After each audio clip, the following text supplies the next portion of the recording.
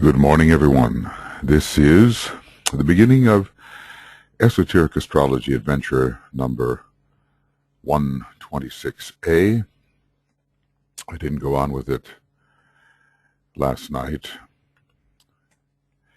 And we are making our way through this book as carefully as may be possible. Well, perhaps not as carefully as may be possible, but with as much intensity and directedness as may be possible. And as I said, I am hoping that it will provide for people food for thought and help expand the knowledge of esoteric astrology and a deeper and broader perspective on our cosmos and how we fit within this cosmos. We have studied the constellations of the zodiac through which the rays majorly express at this time, realizing that at the end of the Aquarian age, the ray may change to another constellation within its particular ray triangle. At present, ray 1 Aries, ray 2 Virgo, ray 3 Cancer for the mass anyway, though Capricorn for the disciples, ray 4 Scorpio, ray 5 presently Leo, though changing to Aquarius, ray 6 Sagittarius, and ray 7 Capricorn.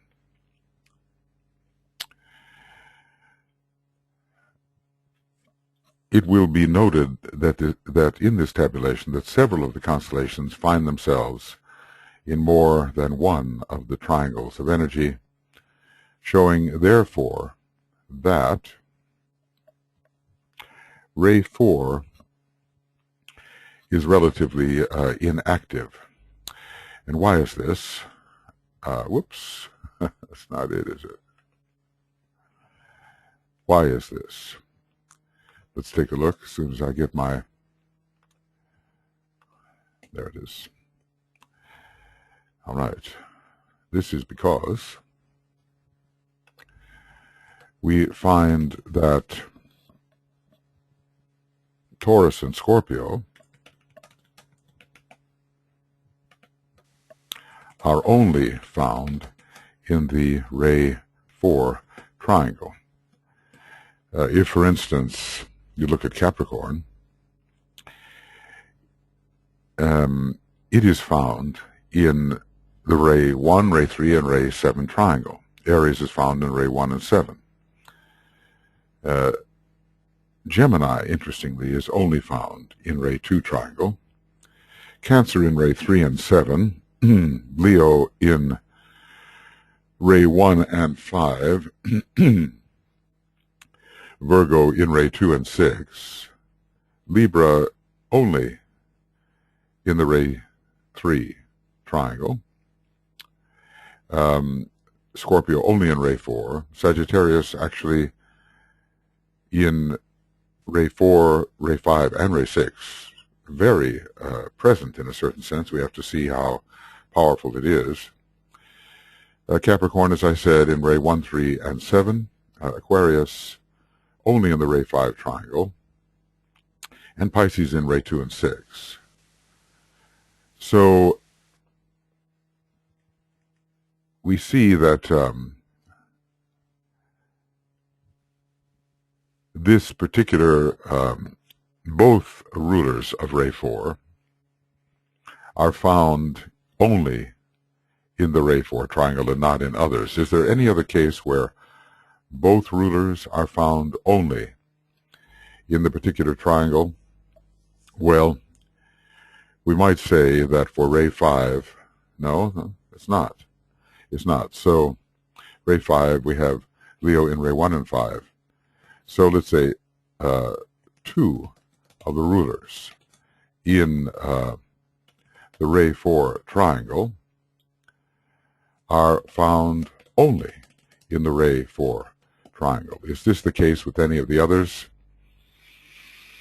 No, it's not the case with the ray 1 triangle. The Ray 2 triangle, no, because 2 of the rulers are found in 2 signs. The Ray 3 triangle, no, because Cancer is found in 2 signs and Capricorn in 3. Ray 4 triangle, I've gone over. Ray 5 triangle, no, because Leo and Sagittarius are found respectively in 2 triangles and 3 triangles. Ray 6, no, because Virgo, Sagittarius, and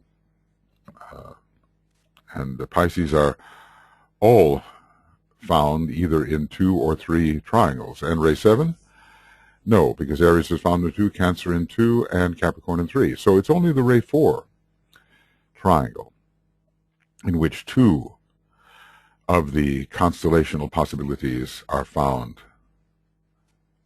only in the Ray 4 triangle. And so this, when this is the case, the ray passing through the triangle is not as strongly active. This will mean, this is because there is only one triangle in which this ray can make itself felt as present. Now, even in the Ray 1, let's say in the Ray 1 triangle, there is a Capricorn, but it means, I suppose, that as a subsidiary ray, we will find Ray 3 and Ray 7 associated. So it's a very intricate interweaving. And that, as I said, is what, to my view, Master DK excels at presenting. Who am I to judge, the capabilities of masters, but in terms of what he brings to human thought, it is an amazing interwoven picture. When it comes to Ray 7, like Ray 1, is active through all 3 points, even though Aries is the most potent and active. So simply because a ray is associated with a constellation doesn't mean it's active.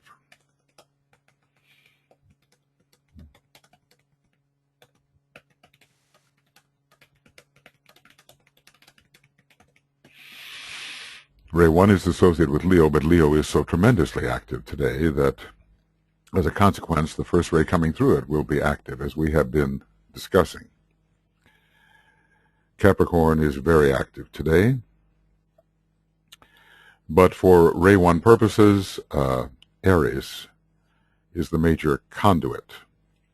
So he has to tell us whether the ray is active through all 3 points. We will see that Ray 4, for instance, is not. We will see that in each one of these triangles, or in most of them, it is one point that is particularly active. Ray 6, as might be expected, is equally expressive and effective. Presumably,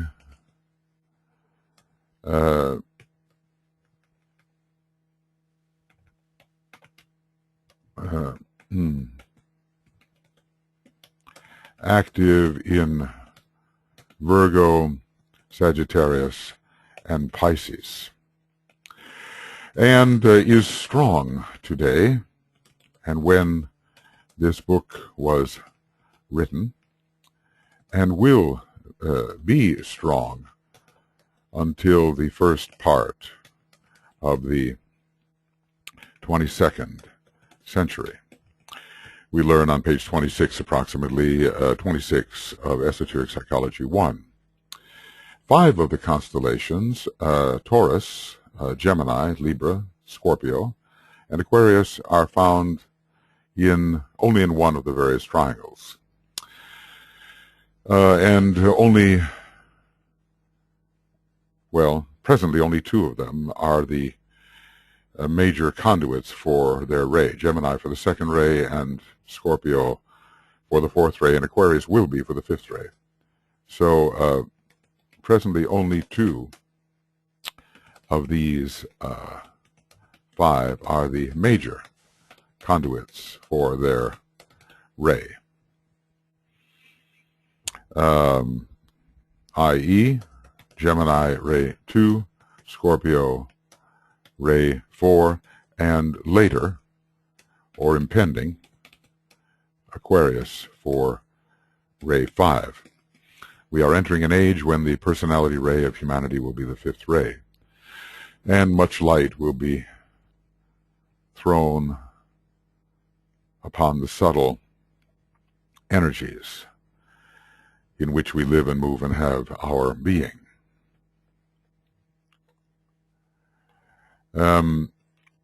Taurus, ray 4, is not active exoterically, as the fourth ray is not in manifestation at this time.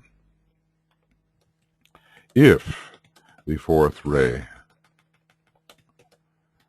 were in manifestation at this time, then perhaps all of the conduits for ray 4 would be active. Now, Sagittarius is active at this time through its association with ray 6, which is still very potent. But there's a hint here, as Taurus may be active esoterically in the case of disciples and initiates, working through the harmonization, the beauty of life, and the realization, the connection between beauty and truth, or beauty and illumination. Light comes from the Buddhic plane,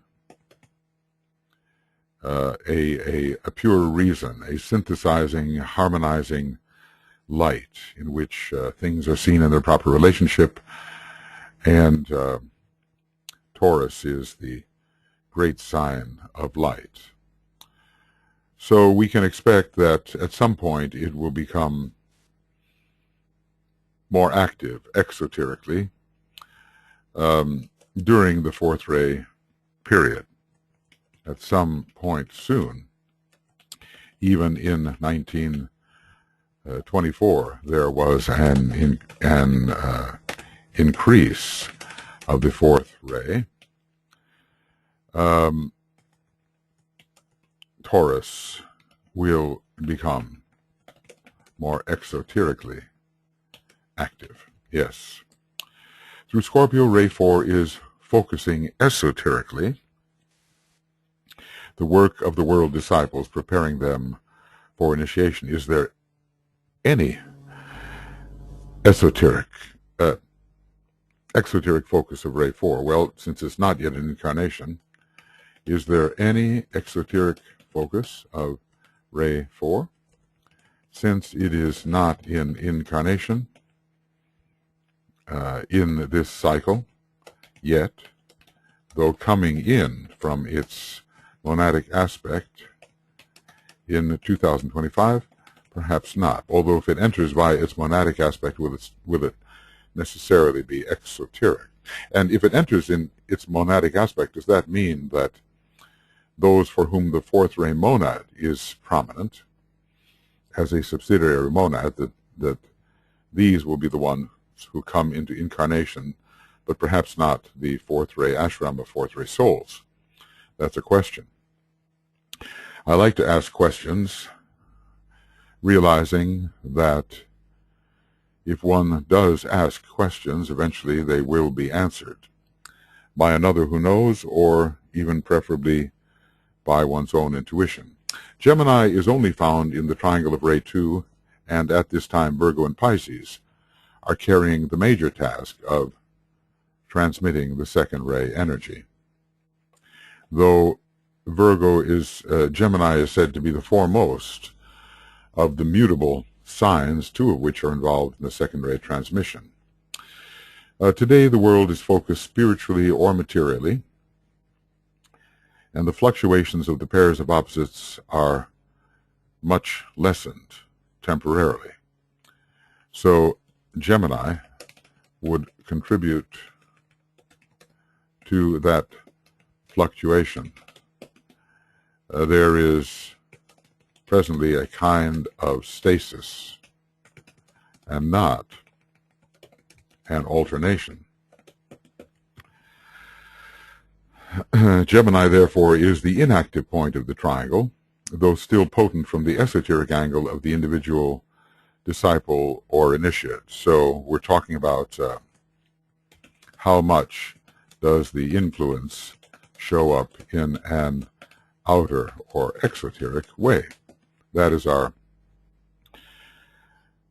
issue, our question. Now, when we studied Gemini before, let's see if we can find that. I'm using a word like powerful, but I'm not sure that it will bring us what we want. Gemini, higher and lower, etheric body Gemini. The effect is most powerful in Gemini owing to the fact that two arms of the mutable cross are here to be found. That the two arms of the mutable cross are thus related, and the result of the activity of Mercury as it rules Gemini is to produce a steady pairs of opposites. Well, we're going to get into that before long. Let's see if there's anything further. Well, Gemini certainly is the head of the cosmic Christ, we have been told, and therefore would be very potent in the life of disciples and initiates for whom this is meaningful. I wonder if we have a word like, I did discuss that.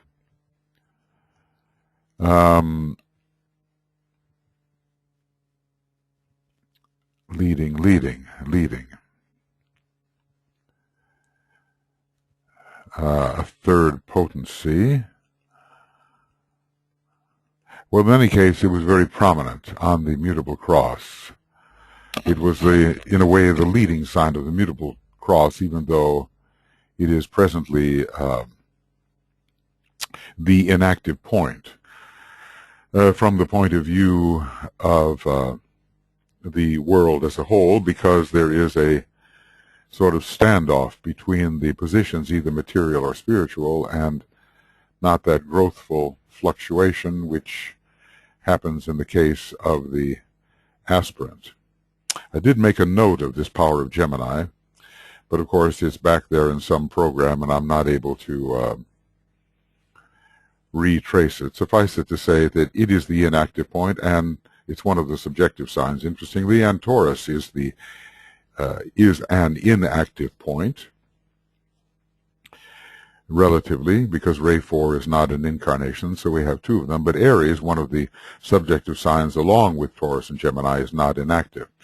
Libra is also found relatively inactive in the triangle of Ray 3, but I would have to say this, but its power is growing in the planetary horoscope. And so DK told us there's no real reason for pessimism or for loss of faith. This will be very important, bringing in a condition of greater peace. Today there is no true balance, but the opposition of spirit and matter is so violent that the Libran force is relatively quiescent. It cannot yet balance and harmonize this violent interaction. Ray 3 is expressing itself through Cancer as far as the mass is concerned, and through Capricorn on a much smaller scale in relation to the world disciples. So we could follow that ray 3 if it's present in our makeup, and if we are disciples, back to the sign Capricorn. Capricorn esoterically leads toward the externalization of the mysteries, and always ray 3 is involved in externalization. It may not be the finest type of externalization. We leave that to an aspect of the third ray, which is, in a sense, the seventh, to bring about the perfect expression in form of a particular energy or idea. But externalization is the third ray factor. Capricorn is involved in this.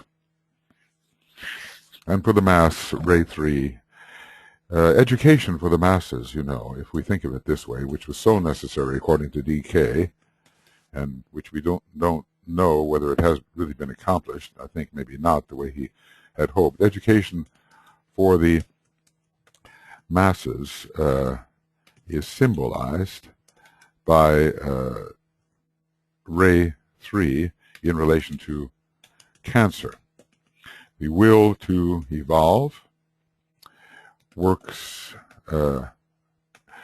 which is a ray 3 aspect of will, works out as education, among other things. That we'll reach later when we discuss these higher aspects of the will.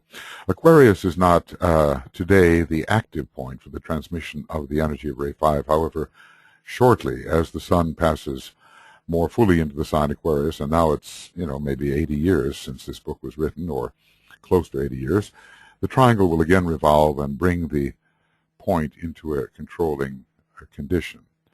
Of course, the revolution, is it accompanied by any type of phenomenon? There's no change in the position in space, but there is perhaps a change in magnetism, a change in direction, a change in the relationship between the lord of a particular ray and the lord of a constellation. And that change in relationship, through an active will subservient to a greater law, would be understood as a revolution. So if the two lords, one of a ray and the other of a constellation, come into a new relationship, then new and more intimate relationship, then there is a revolution in the triangle. All of that is on a very high level and under laws which are cosmic and are occurring within this being, a super constellation Logos, which we are calling the one about whom naught may be said. It is interesting to have in mind that ray 5 governs the evolution of consciousness through the revolution of its triangle. The evolution of consciousness? Interesting. Might have thought of the evolution of mind, but perhaps bringing more light to consciousness, perhaps.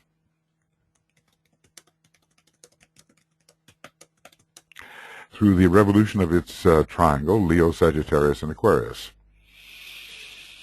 This is from the angle of hierarchical effort.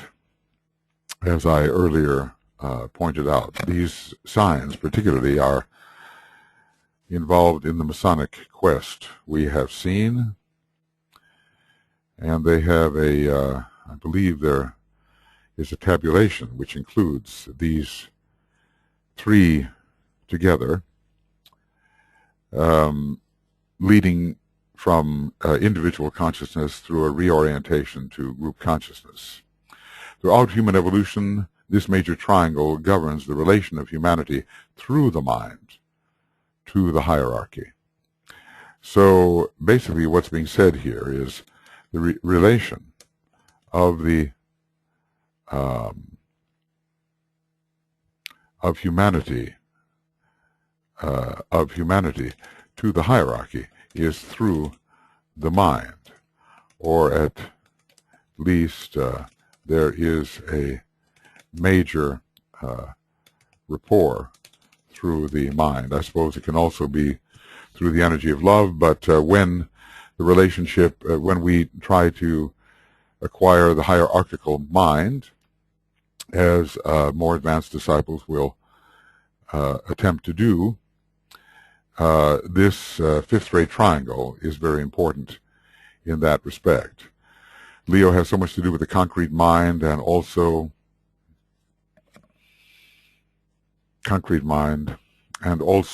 with mind as it is found on the plane of the solar angel or the egoic lotus.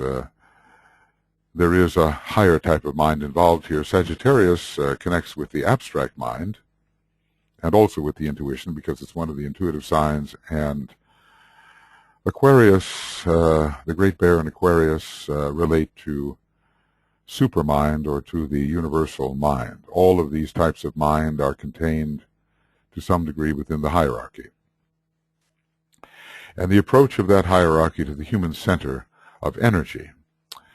So throughout human evolution, this major triangle governs the relation of humanity through the mind to hierarchy.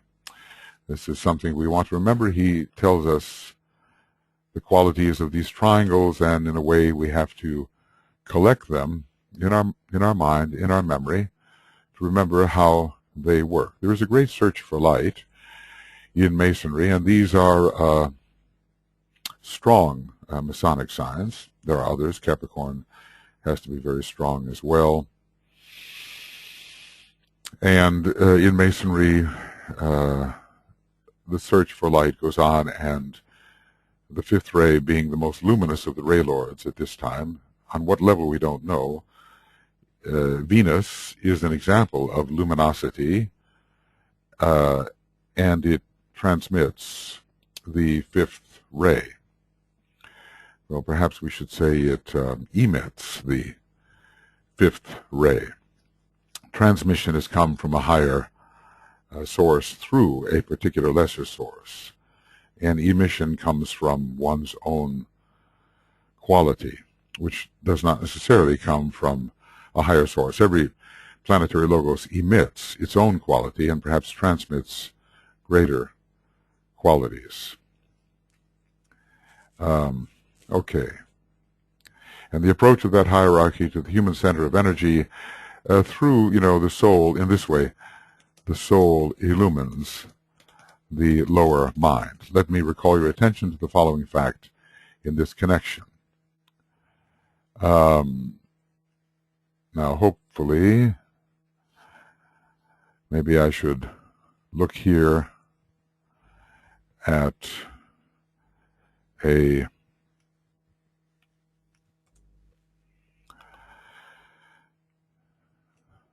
some map that's a little bit more coherent, coherent here. Well,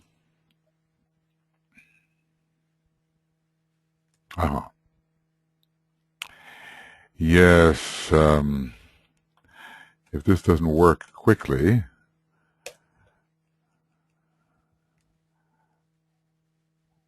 I think I'll simply look at this, because it will give us a coherent view. Sagittarius represents the approach of the hierarchy. It was in Lemurian days, and it proceeds steadily always. The arrows are shot forth from the bow. Well, it's certainly the approach of the hierarchy of solar angels. It represents, in a sense, the past, and the impetus given to connect, the impetus from either the solar angels earlier, 21 million years ago, or the hierarchy rather later, at 18.5 million years ago, still persists. It results in mental unfoldment and the growth from instinct to intellect to intuition, and it represents the work of the Master Mason, at least part of it, to raise humanity to the mountaintop. And we would suspect, in this case, that Capricorn will also be present in the work of the Master Mason. Yeah, I would love to have these things just all together to raise humanity to the mountaintop. But I can't take time to do this. But that's more or less the way it looks, because here I can write in a few things. Now we go to, so it's the work of the Master Mason, the first part of the Master Mason degree. Here we can look at Leo. It's the work of the hierarchy, not just the approach. Sagittarius, interestingly, because it connects in a sense with the third aspect, is always moving from here to there. It's a sign of connection in that respect. It travels through space, as the third ray does, and connects this, which is present, with that, which is more remote. But now the work of the hierarchy to raise the mass consciousness. And some are emerging out of the mass and becoming points of individual light. It represents here the present to capitalize on the original impetus of this sign, which had to do with individualization. It connects with psychic development if the psyche is the soul.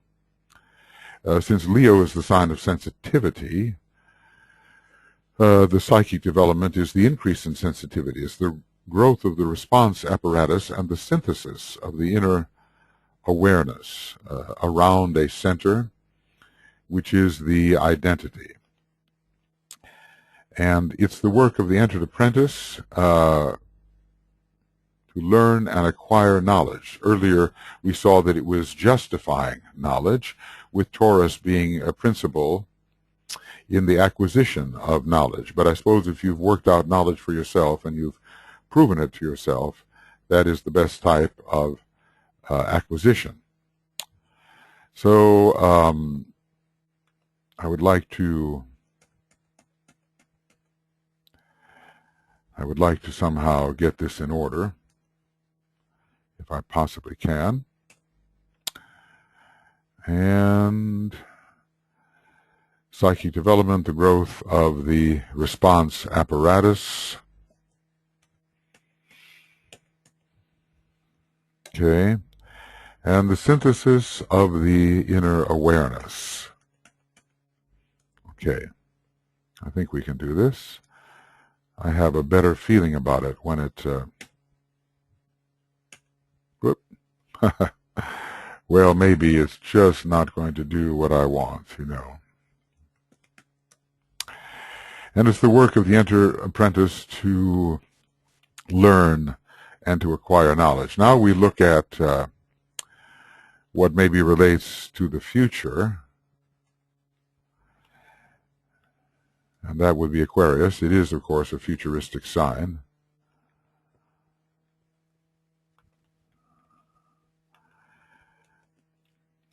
And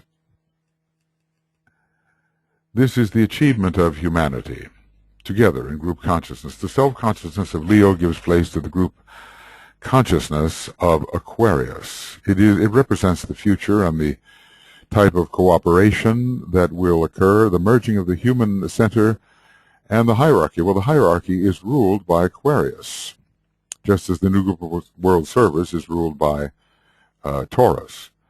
So when humanity is affected by Aquarius, as it will be in the Aquarian age, the opportunity to merge humanity in the hierarchy is greater.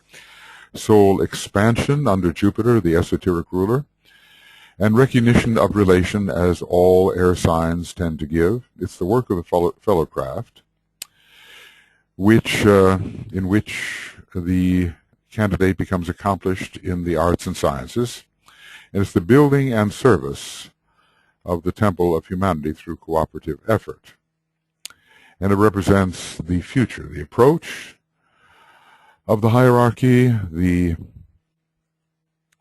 work of the hierarchy to bring the man forward as a developing unit for initiation and for greater luminosity, and then the true cooperation of the future.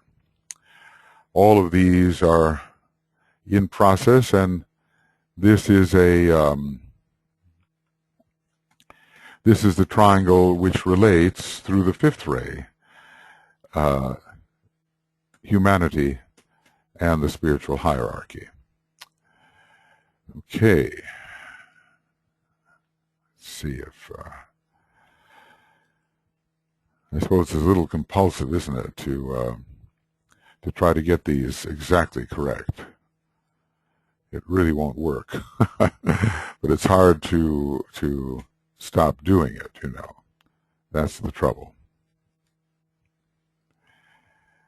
Well, a great waste of time, perhaps, but, you know, one wants to write certain things in this, and I suppose if this had been a little bit smaller, it would have been, the font had been a little smaller, it would have been possible.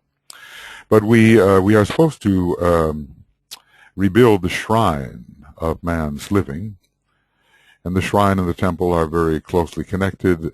Temples will appear in the Aquarian age, and it will be, in a sense, well, at least under Masonry, more the temple than the church. So Aquarius is a sign of future understanding. One looks to the archetype, which is Uranus, and one includes that archetype under Jupiter and attempts to manifest the archetype right here on the physical plane, because Aquarius is so connected with the lowest and most material of the creative hierarchies. The true inner man is growing under Leo. He is a unit of the sun, in a sense, and Leo is related to his growth of awareness as a soul and even as a monad, eventually. And Sagittarius is representing not only the ancient approach of the hierarchy to man, but man's approach now to the hierarchy through aspiration, through vision, through one-pointed effort. But anyway, the way it's given here is the past, the present, and the future, and we see that the signs are, in a sense, out of order from this perspective. The signs given are out of order, with Sagittarius coming first and Leo second. Lastly, Aquarius in the proper order of the signs. So this is the triangle. It has so much to do with the evolution of consciousness. This is from the angle of hierarchical effort, Leo, Sagittarius, and Aquarius. And I think it's important that we see that this is the approach of the hierarchy, the work of the hierarchy, and the future influence of the hierarchy to render man cooperative. The relation of this triangle governs the relation of humanity through the mind to hierarchy. We'd have to see Venus will be very important here. Venus, our alter ego on the earth and representative of our soul, the relation of humanity through mind, Venus, to the hierarchy. And if humanity is earthly, then the hierarchy is Venusian. One analogy in that respect. Okay. Let's move on here. He has given us a number of triangles. And it will be our task somehow to retain in our consciousness the meaning of these major triangles, and then on the basis of what we know of these triangles and what he has said about them, we perhaps can figure out other triangles when we notice them. All astrological charts will contain significant triangles, and there will be a significant triangle between the ascendant sun and moon. That is And that will have to be understood in terms of the potentials of the human being whose chart it is.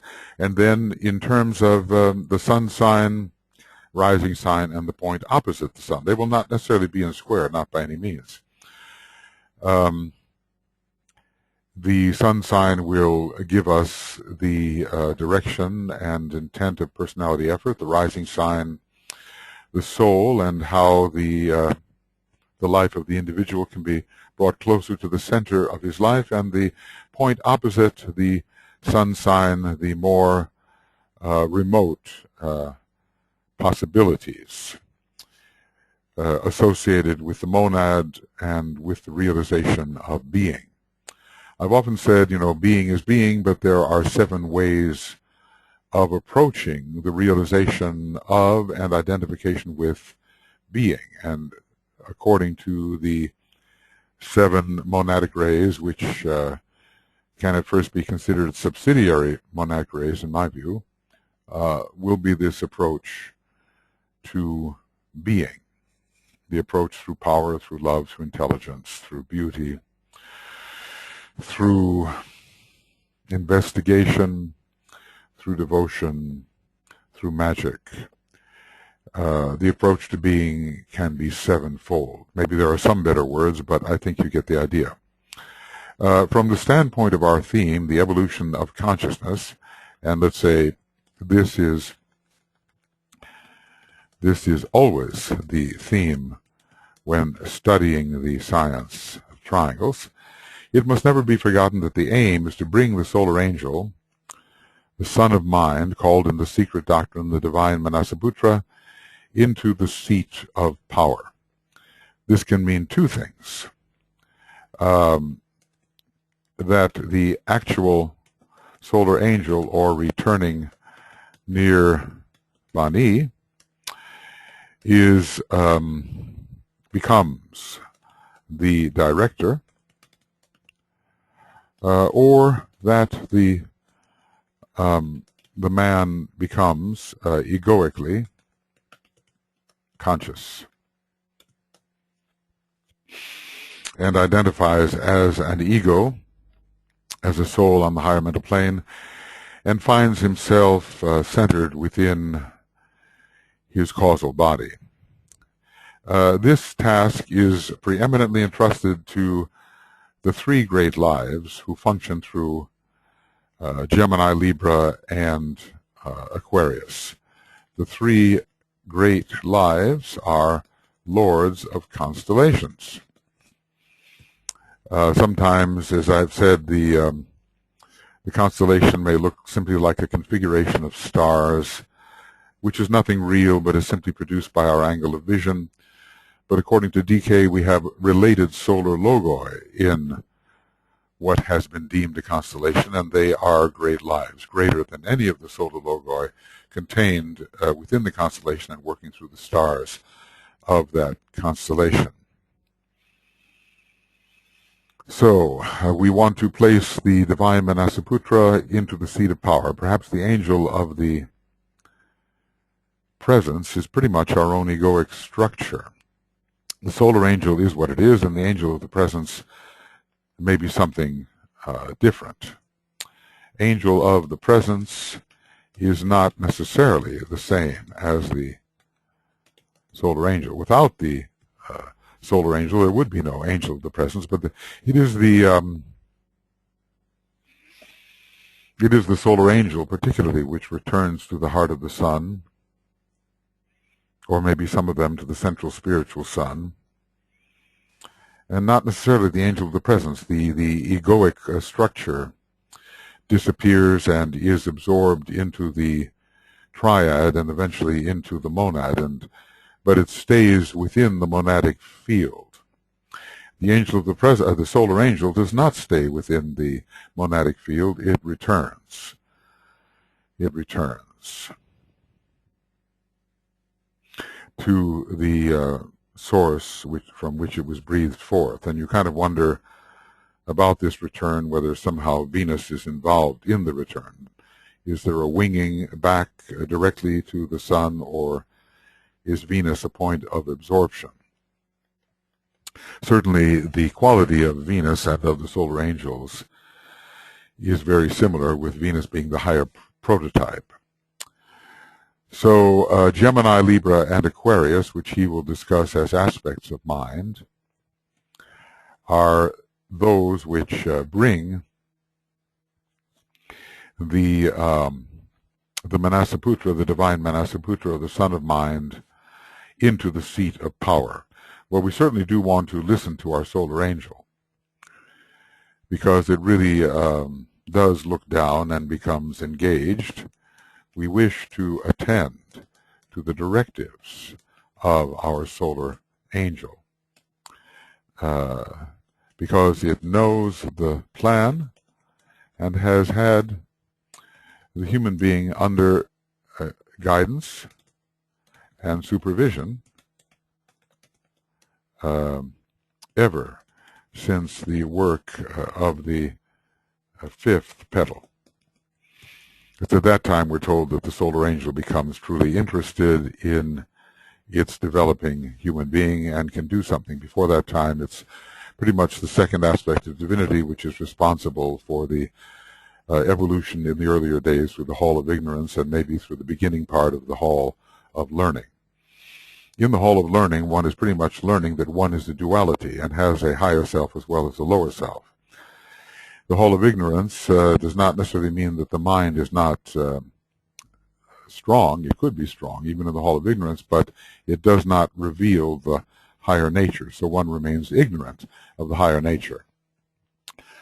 A point arises here which is of real moment, or perhaps I should say that a question might here be asked. How does it happen that one tiny non-sacred planet should be considered of such importance that these great lives should be concerned with the unfoldment of the mind of humanity, and hence, if with the mind, thus with the relation of the human being to the Manasaputra or solar angel? The answer is that they are not. Well, this is Master Decay manages to always put us in our place and to give us the kind of perspective we need in order to understand the small place of Earth and of microscopic man. That word somehow, when you pull away from the Earth and you see it from a space station or from some vehicle that we have sent into the into space, we don't see man. We may see maybe certain structures might be available.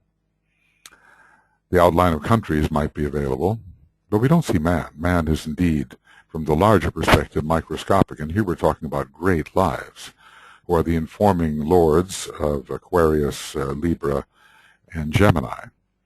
So the answer is that these great lives are not concerned with humanity per se, just as we are not concerned with certain cells or atoms in our body. If we do the right thing, they respond in the right way. It is humanity which, under the urge of great inflowing and outflowing energies, is concerned with the problem of mental development. And the problem of mental development, real mental development, will inevitably involve the solar angel or divine Manasaputra. Of course, the planetary logoi can be considered divine Manasaputra as well. Remember that they were developed from groups of solar angels. So, and the human being is not yet a divine Manasaputra. It's a son of mind, yes, but not yet divine.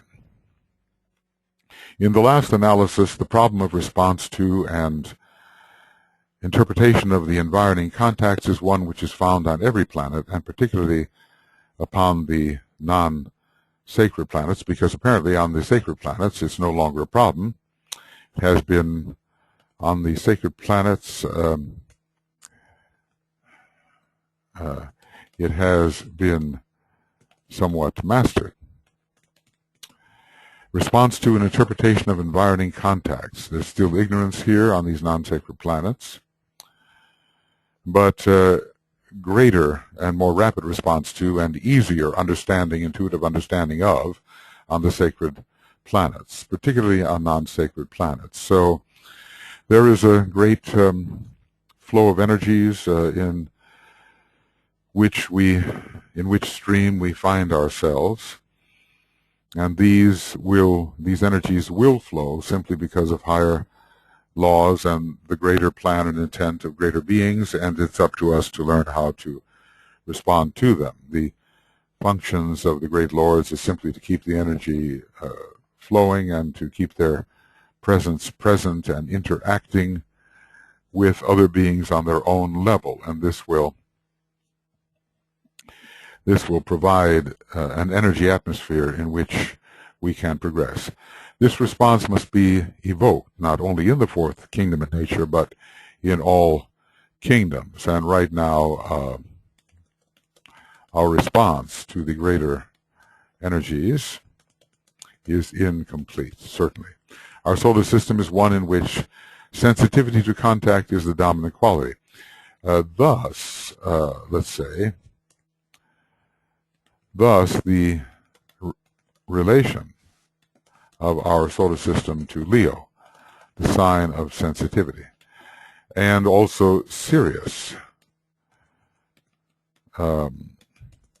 which is the brilliant star of sensitivity.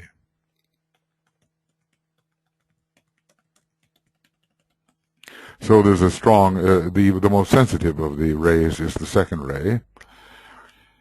And we have a second ray solar system, and Sirius is an expression of the cosmic Christ with a strong second ray, at least monatically, and maybe in terms of whatever we can call its personality.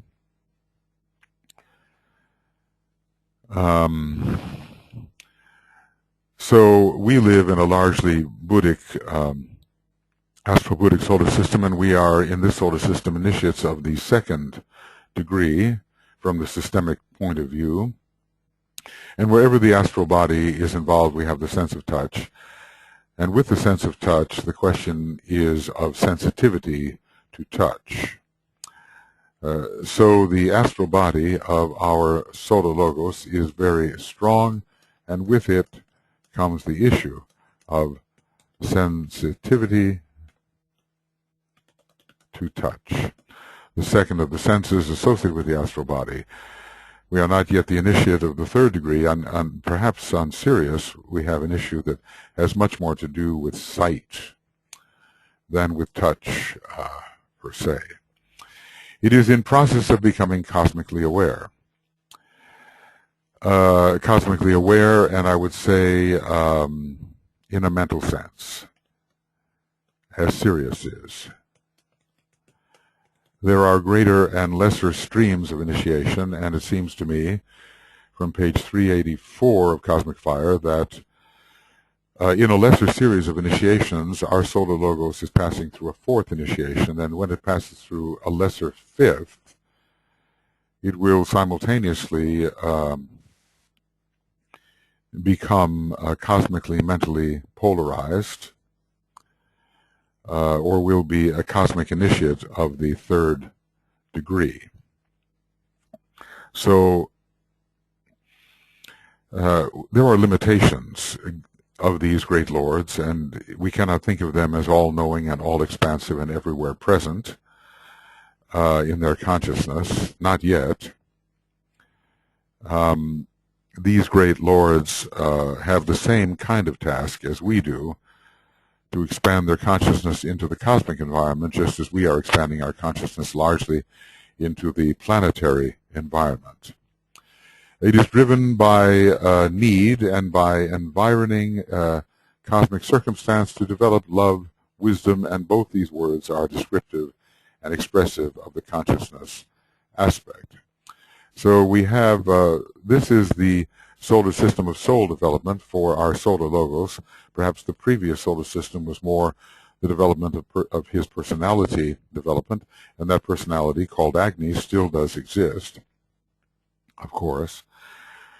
we do not have a fourth degree initiate solar logos, at which time the personality as originally constituted would disappear. And whatever seemed like a personality in the future could in fact be a Maya Virupa on a solar logoic level. So our solar logos is the grand heavenly man, and he is growing and unfolding in the same way as a human being does, driven by his own need for greater completion, and by environing cosmic circumstance which demands from him him should be a capital, him the expression of his quality, which is love, wisdom. And love and wisdom and consciousness are factors closely interrelated. Love is response to contact, and this in the human being means understanding, inclusiveness. This is one of those great quotes.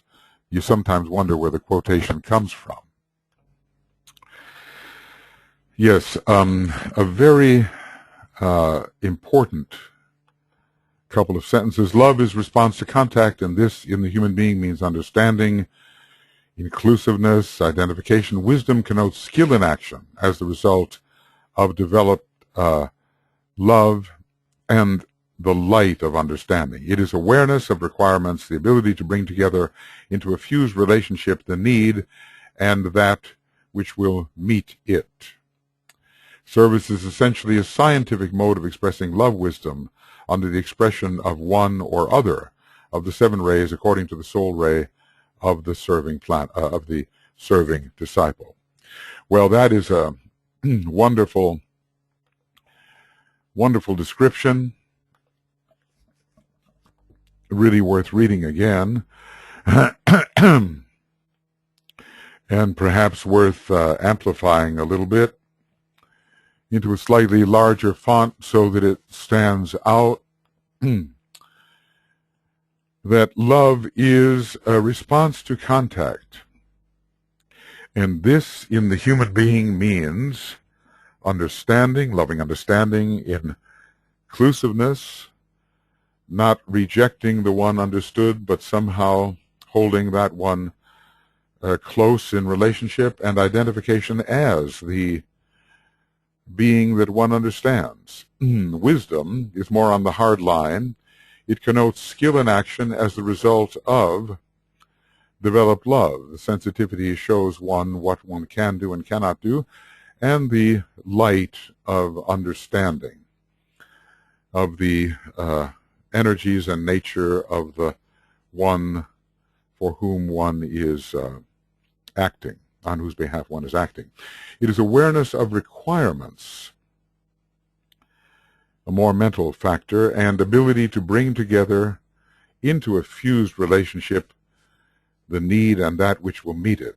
And service is essentially a scientific mode of expressing love wisdom under the influence of one or other of the seven rays according to the soul ray of the serving disciple. It's hard to imagine a better definitions of love, wisdom, and service. And for that reason, I wish to go here into the AAB extracts, and this is Esoteric Astrology 494, and this is love, wisdom, service, love, wisdom, and service definition. Okay. And then go to the AAB extracts, which, as I say, all of you are most welcome to have. There are just thousands of references here, which are excellent references, and which are illuminating seeds, illuminating references. Love is response to contact.